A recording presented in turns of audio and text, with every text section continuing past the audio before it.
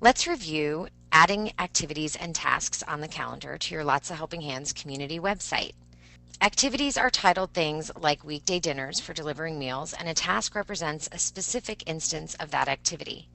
Creating activities is really simple, and we'll walk you through the process now by showing you a sample community. This is a fictitious community called Todd's Helping Hands. Todd's wife was diagnosed with breast cancer, plunging Todd into an immediate caregiving role. His wife's friend Cindy created an online community to help them cope with daily life, from meals for their family to rides to school for their very young children, and just general support. Todd and his wife, in this case, are in need of weekday dinners to make things a bit easier for them. So we're going to walk you through the steps of creating an activity.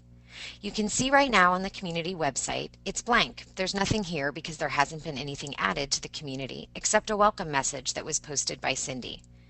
Underneath the 2-month view of the calendar, there's a Create a New Activity link, so I'm just going to go ahead and click on that.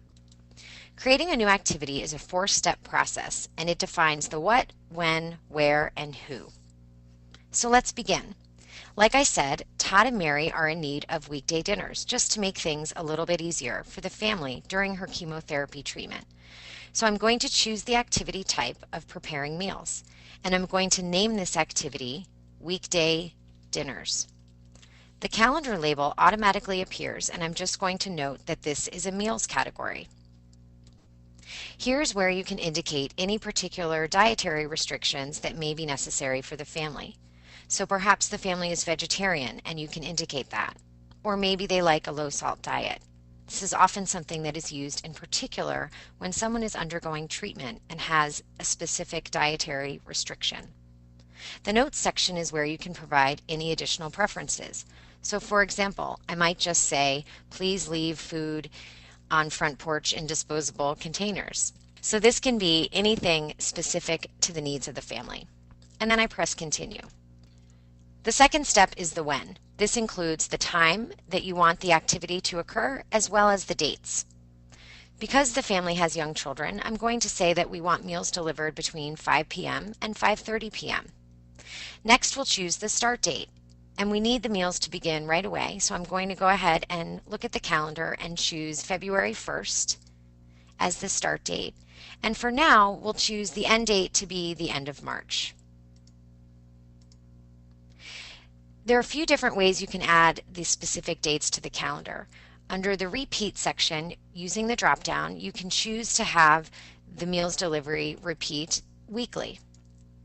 This highlights all of the days of the week between the start date of February 1st and the end date of March 30th.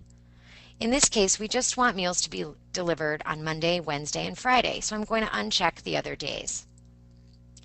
However, we know February, there's President's Day, and the family's going to be home, and they don't necessarily need additional meals delivered, so I'm going to uncheck the 20th, but I'm going to invite someone to deliver a meal on February 19th. And then I'm going to go ahead and click continue. Next, we'll add the address for where we want the meals to be delivered. It's important to include the full address so that it can link to a Google map for your volunteers so that they can easily find their way. And then we click continue. Your community can have as many coordinators as you like, and oftentimes the recipient family is listed as a coordinator so they can see what's happening in the community. In this case, the coordinator, Todd, can also be notified when a particular volunteer is bringing a meal, say on a Wednesday night or on a Friday afternoon. You can also indicate if you need multiple volunteers for a particular activity or task. In this case, there's just one meal being delivered each day, so we're just going to go with one volunteer. Then I'll click continue.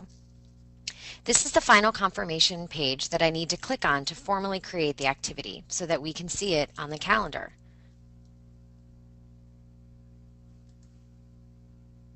What's great about the service is in the activity creation process, the moment after you've created an activity, you can immediately click on send an email message about this activity so that you can immediately notify all the members in your community that the task is now available.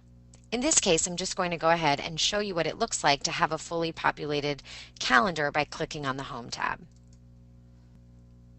You can see that the meal activity that we created for Todd and his wife is indicated here for February and March, allowing the many members of this Lots of Helping Hands community to immediately sign up to help.